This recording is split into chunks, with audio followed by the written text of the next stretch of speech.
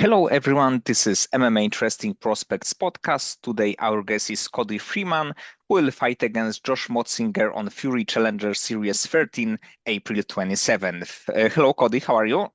I'm doing great. How are you? I'm good, and to be honest, I was quite surprised that at first that you have this kind of activity because you have your third fight booked in just 4 months, but also that you give such a good performance against Kyle Todrank, who I think that is also a really good prospect. So if you can tell me, how do you feel after defeating like another very good fighter? I mean, I feel great. I do think that Kyle is he's very skilled. I think personally though, I'm just at a different point in my career than he is. We're kind of just on two different levels. I think that down the road, like he's going to be a very good fighter, but uh, at the end of the day, I knew going into the fight that he was going to try to grapple with me. He's a Division 1 wrestler. Like, I mean, he has good pedigree as far as wrestling goes, but I mean, I wrestled myself, high school and college, and I've been fighting, training specifically for fighting, I mean, for over a decade now. Whereas, he's kind of only been doing this for a few years. So I kind of just knew that my experience was going to take hold in that fight, and it was fun while it lasted. A lot of good fun grappling exchanges. But I knew when he was going to continue engaging with me in the grappling that eventually I was going to find a sub somewhere. So, but it was a good feeling getting another win over a top prospect like that. Actually, it was your second fight this year, and first took about like 40 seconds, and it was also an anaconda choke. So this probably was also a like great feeling. Oh yeah, absolutely. Yeah. No, the 1 in 40 seconds was awesome too. Like it just because I mean it's always fun going into fights and walking out 40 seconds later without any sort of damage so you can go celebrate with your family afterwards without limping around or something. So it was definitely they both kind of just been really good ways to start the year, and that's kind of why I'm just lining up fight after fight after fight, just kind of keeping, while the vibes are up and the wave is going, we're kind of riding that wave and just keeping everything rolling, while everything's up. And I think that you have this kind of a little bit tricky record because before this fight you were like 8-6. So like fans can see, oh, he lost 6 fights, so maybe he's not so good. But when you like even dig deep into like your topology side, we can Mhm. see that you fought against few UFC fighters, Mhm. and of course you beat also a few other very good fighters. So you have this kind of like veteran vibes that you know what to do in like a perfect moment. Yeah, it's one of those things that I've kind of prided myself on in my career. Like, from the start, I've kind of always just said yes to whoever all the time. Like, and because I kind of always told myself, like, if I'm gonna get to the UFC, I don't want to be the guy that goes, 0-3 in the UFC because I didn't test myself before I got there. So I kind of have a salty record where, 6 losses, like you said. I have a couple losses to a few UFC guys, Carlos Vera, Jose Johnson, those guys, and which were extremely close fights. Both of those fights, small changes, and I come out with the win in both of those fights. I got a win over Fernie Garcia, who was in the UFC, and then like you said, a couple losses to some other guys that are right there at the brink of getting to that next level as well. So I mean, I've kind of been there, done that. Like I said, I've been fighting for a decade now. I'm still 29 years old, having fought for 10 years now, and now we're lined up for our 16th professional fight. And I just feel like all that experience and all that kind of knowledge that I've accumulated over these in the past 10 years is finally kind of coming to a head to where now I'm able to really put it into motion and really make a good run at this at the next level. So like I said, this will be my third fight between February, March, and April, in 3 months. So after this one, I mean, hopefully we come out with another win, another finish. But I mean, I'd love to fight again July. I'd love to get 6 wins in this year. And like I said in my interview in my last fight, afterwards. I want the Fury belt. You know, I want that Fury belt. By this time next year, and I'm ready to get that call to the next level. I think I am skill wise at that level, and I'm finally just taking the things that I've been doing in the gym for years now, and finally starting to put them in place in the cage. I think that actually the Fury got a great featherweight division because right now the champion is Cameron Graves. They also have like Justice Torres, Michael Aswell, so like a lot of very good fighters. And of course, your next opponent, Josh Motsinger, is also one of the like bright prospect of this division.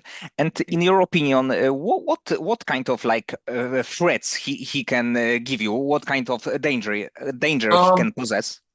So I think first things first, I think he's bigger for the weight class. Just visually, like you look at him like I think it's like 5'10" or 5'11", something like that, which is he's bigger for the 145 division, very broad, but um I think overall he has an okay like a pretty well-rounded base, solid wrestling, and he stays pretty technically sound when it comes to the striking. He keeps it very basic, but I think that when it comes to like, I think his end game is always going to be to wrestle. Even when he strikes, like he looks to just get you to engage in striking with him so that he can shoot underneath and try to get the takedown. That being said, I don't think that he's an extreme threat in the jiu-jitsu realm. I think he's good at getting takedowns and keeping control and kind of killing the clock and doing just enough to be able to stay in those positions. Whereas I, for me, I mean, it's at all times, whether I'm on top or I've been taken down, like I'm always hunting for submissions. I'm always hunting for ways to either get back to my feet or finish the fight. So I think that as long as I just keep doing what I've been doing and keep the motion going and keep everything active, even if I get taken down, I think eventually like I'm gonna find the finish. I just have to watch out for the takedown entries, really. I think so. Like he has good entries, like they're fast, but after the initial entry, there's not much there. There's not much substance as far as him looking for the finish. So, And of course, you have this really dangerous weapon, anaconda choke. And is it like your favorite submission also in the gym? yeah, yeah, no, it's definitely my favorite submission. You pretty much anybody that I've rolled with in the past, probably 5 years, they've probably all been choked with it at least once. So, and it's funny because at this point now, all my teammates in the gym, they know it's coming. Like every time we end up in the front headlock position, they immediately start like widening out and like they'll yell at me like I'm not gonna let you get me this time, and then sure enough I get them anyways. So and I know like with those guys that are I train with high level guys and they know that this is coming. They know that I'm gonna do it, and I still am able to get it on them on the daily. It only gives me more like confidence going into fights for these guys that have never felt me in that position before, knowing that like even if they know for a fact that this choke is coming, I can still find it. Like I mean, and I the thing is like even with Kyle, I know they did their homework. Like they I accepted that fight on 3 weeks, but I know in that 3 weeks they were studying film, and they already knew beforehand like this is kind of like my thing that I go to, because the first time that we ever ended up in that position in the fight, I mean I heard him immediately like, he wants the anaconda, he wants the anaconda, like, and he the first time we ended up in that exchange in the front headlock, he did do a good job of getting like stopping the initial attack, and he actually ended up almost reversing the position in that first round from it. But if you let me get there twice, it's done. You got one chance to defend. After that, I'm gonna figure out what it is you're doing to defend, and I'm gonna find the choke. So it's definitely something that is always in my back pocket, ready to go. And there were like a few fighters in the history of the sport that had this kind of finisher, one great move, one finisher, even Ronda Rousey, that everybody knows what she want to do, and she does it anyway. So it's also it was like super impressive thing in the end.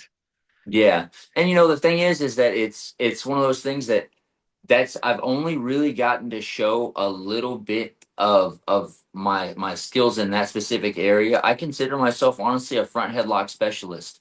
I have so many different routes to different finishes from that position that once somebody finally actually really defends the anaconda choke, I have five other submissions that are lined up ready to go depending on which way you turn and which way, you're if you're trying to give me the back, like there's so many options that I have. Like it's just I think that it's gonna really take somebody like diving deep and just becoming great at not getting choked with that, or get just not getting in that position to stop it. And I'm not really even going into these fights and saying, hey, like I'm gonna get another anaconda choke. It's just a common position to end up in, like the front headlock, and I feel like it's an underutilized choke. I think that it's people end up in this position a lot, and a lot of times they try to force the guillotine, or I'm like, no, man, I already got the arm in, and the hands are already there. I'm just gonna squeeze you from here. Like I'm not gonna give you a chance to fight the hands. So I just feel like it's in my eyes, it's one of those things I just see from any position. And about your beginnings in the sport, what was like the big inspiration or motivation for you to start MMA career? So I, so the first like combat sport that I did was wrestling. I wrestled in high school and a little bit in college. But so what even got me into that was just the typical, like I was a small kid, got picked on a lot, and never really like I was really big into sports. I loved baseball, I loved football, but I was just so small. Like, and I'd give it my all, but I never really got opportunities to play. So I had a moment where the wrestling coach had came to my school, and he saw me. I was like 92 pounds, soaking wet. I was very extremely small, and he came up to me after. Just came to school to talk about wrestling, and he found me afterwards, and he was like, "Hey, how much do you weigh?" I was 92 pounds. He's like, "Do you want to wrestle varsity this year?"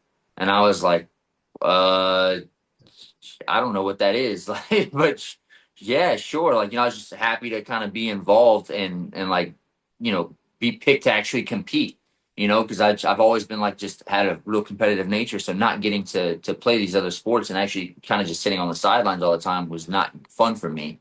So, I mean, that same day I went to the high school and I joined in on practice. I got my ass kicked.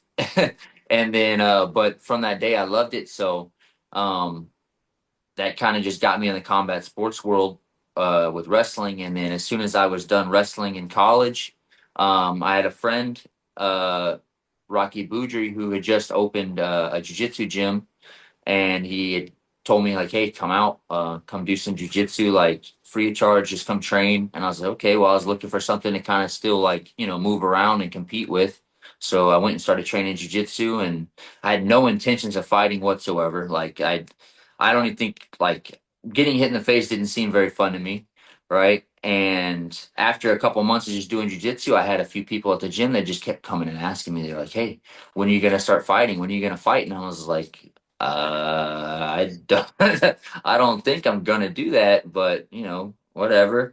And then they just kept asking and asking. Finally, I was like, you know what? Well, we'll try. And 6 months later, I took a fight. Uh, I started train like 6 months worth of some Muay Thai, a couple days a week, and then other than that, I just went in and wrestled.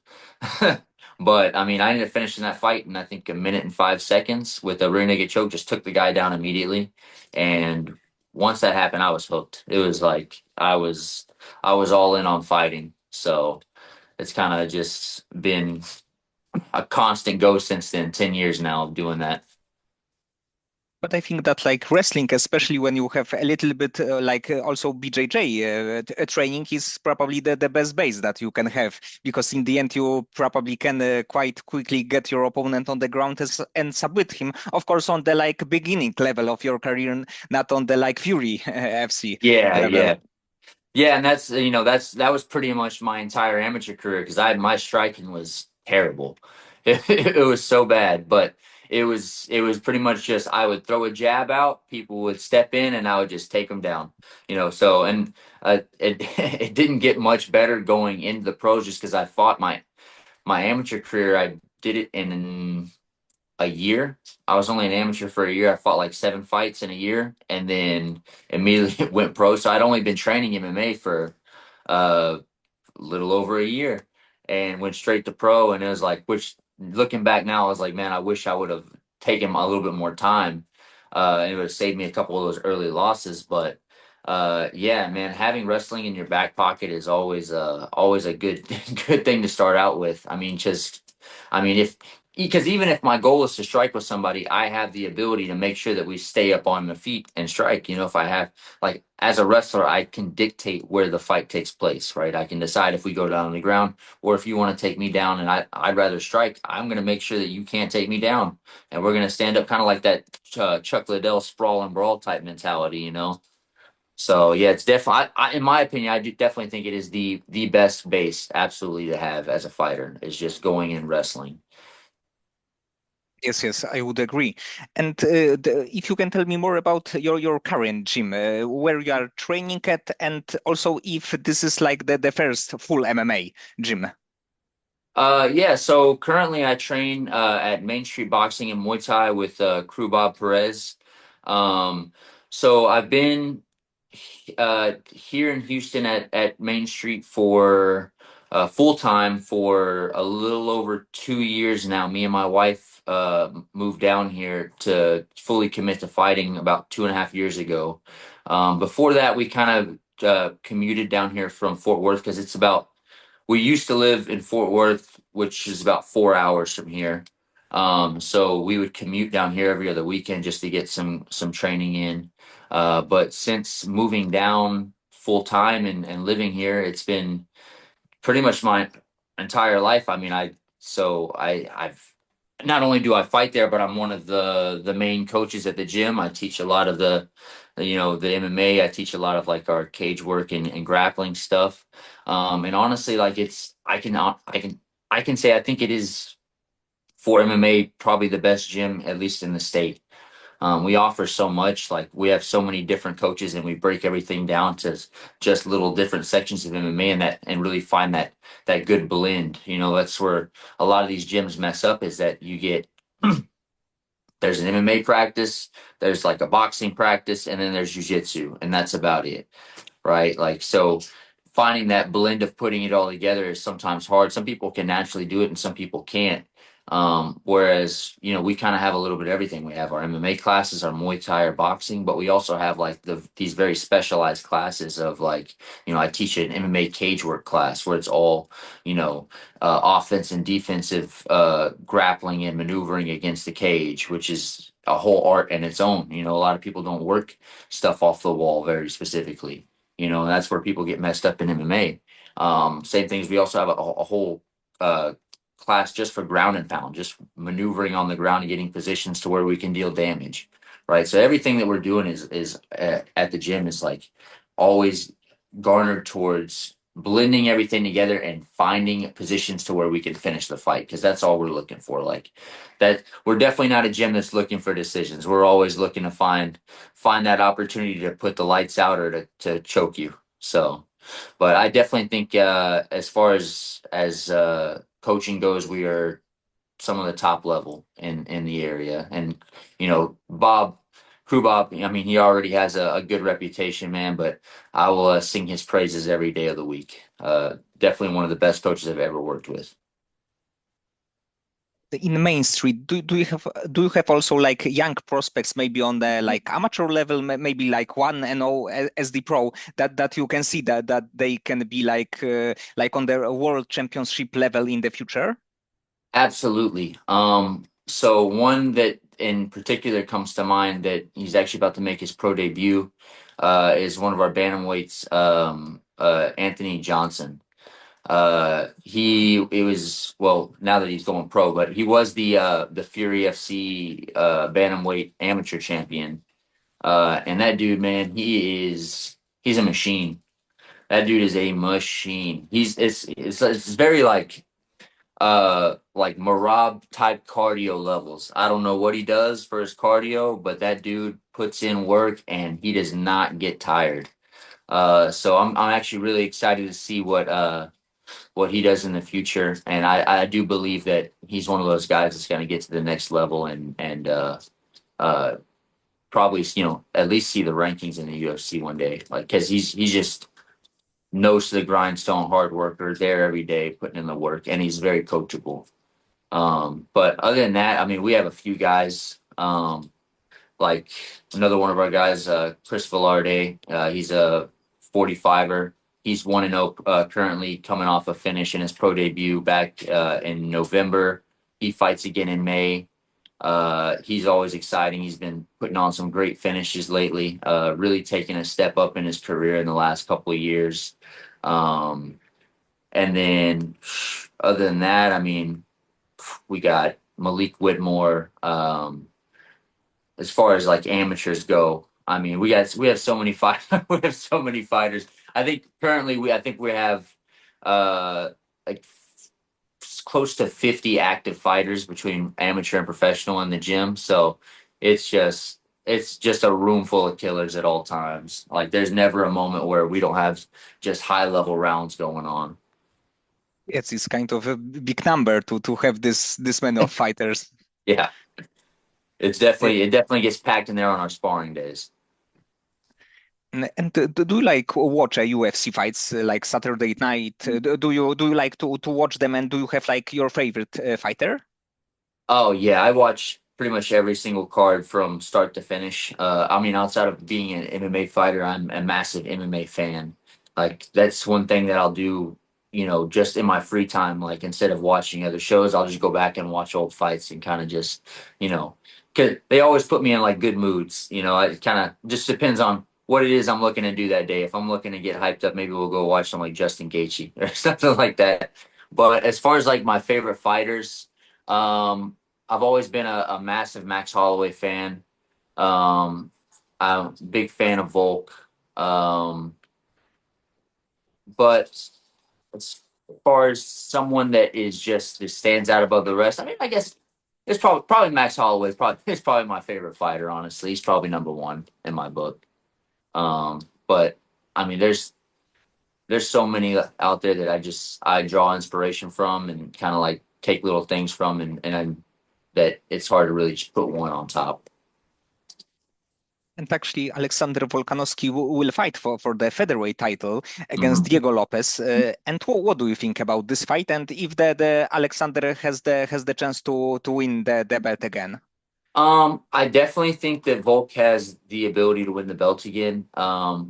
Where it gets tricky is just knowing, not knowing exactly where he is in his headspace and his health coming off of the two knockouts.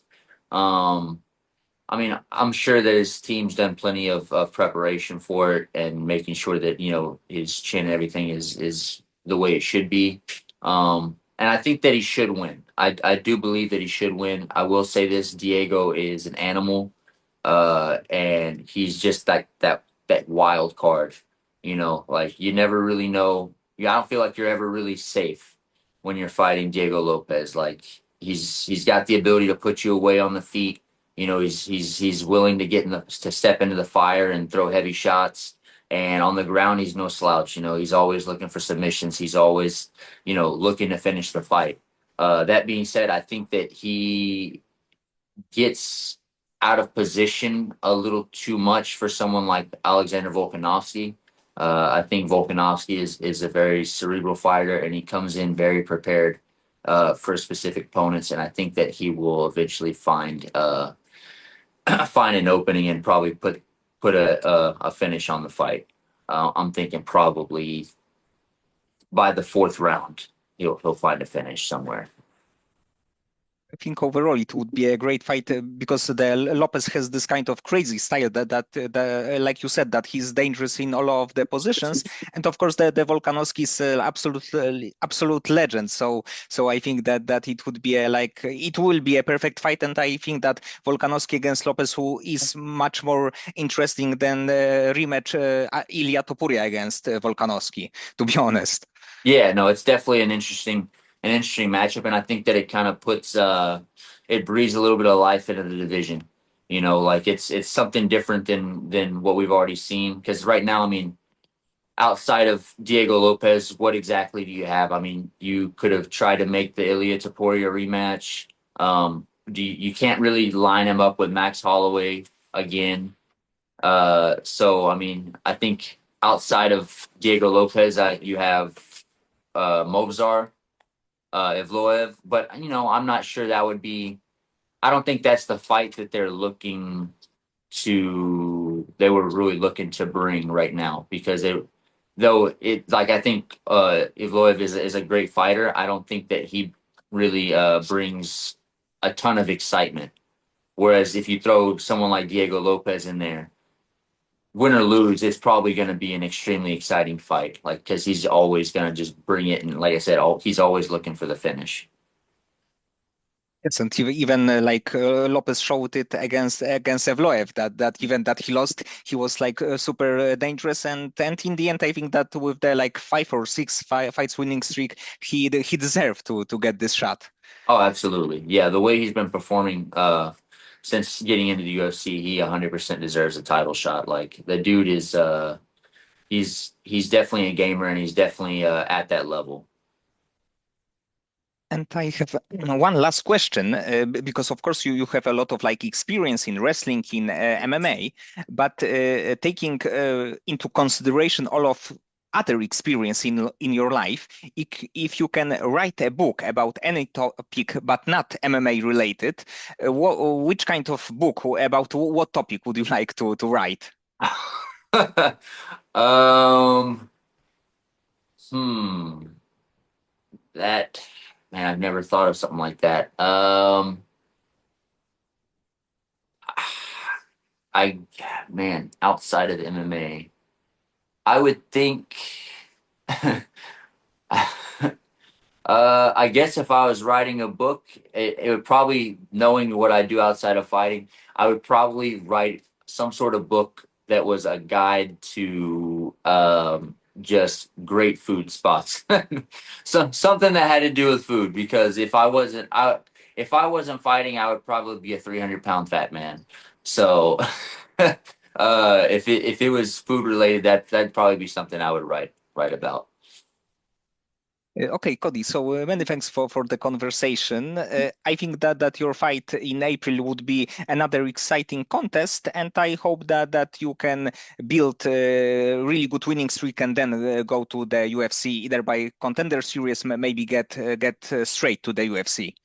Absolutely. Hopefully, I think if I just keep doing what I've been doing and putting these guys away, I think that's exactly where we're headed.